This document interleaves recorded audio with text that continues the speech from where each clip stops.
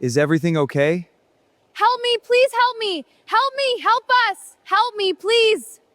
What's wrong? I'm here. Help us! It started with a mistake, a wrong direction, a misjudged wave, a single moment that changed everything. 7 years, one island, 6 strangers, and a secret none of them were ready to face. On a quiet Tuesday morning in late September, a small research vessel left harbor heading toward a remote marine conservation site in the South Pacific.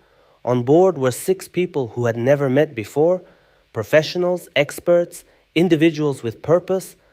Dr. Ethan Cole, 29, a marine biologist from Portland, quiet, observant, the kind of man who preferred coral reefs over conversations, and 5 women, Maya, a wildlife photographer chasing beauty through her lens, Serena, a trauma nurse who had seen life at its most fragile, Lily, a botanist who understood nature better than people, Claire, a survival instructor, strong, disciplined, prepared, Nadia, a documentary filmmaker, always searching for truth.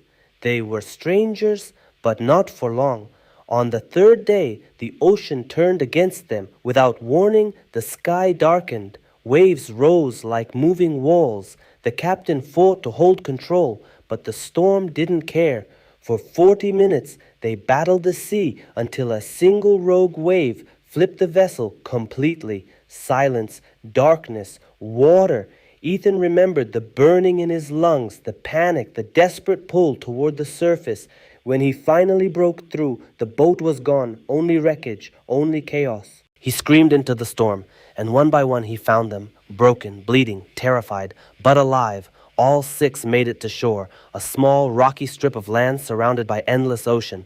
By morning, the storm was gone, and in its place, jungle, thick, silent, untouched. No signal, no rescue, no way out. They were alone. The first year nearly destroyed them. Hunger, fear, conflict, exhaustion, but slowly, something began to change. Claire built shelter from nothing. Lily identified edible plants and water sources. Serena treated wounds with improvised care. Maya documented everything, sketching memories when her camera failed.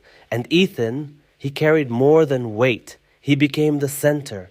When arguments exploded, and they did, Ethan never shouted. He simply sat between them, silent, steady, until the anger burned out.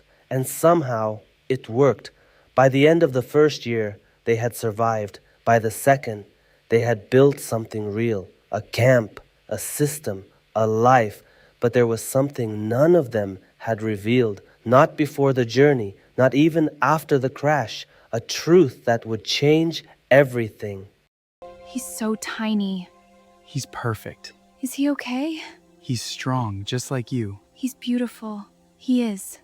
Welcome to the world, little one.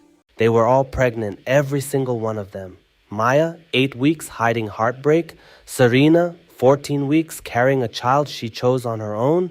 Lily, just found out before departure. Claire, a mistake she never planned to keep.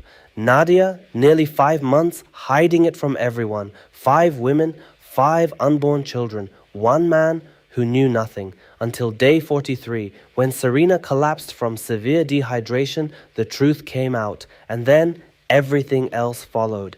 That night, Ethan sat alone on the beach for hours, staring into the darkness. No words, no plan, just the weight of reality. Then he stood up, walked back, looked at all of them, and said quietly, "We're getting every single baby through this, together." That moment changed everything. They were no longer strangers. They became a family. The births came over 2 years, one by one. River, Hope, Dawn, Finn, Storm.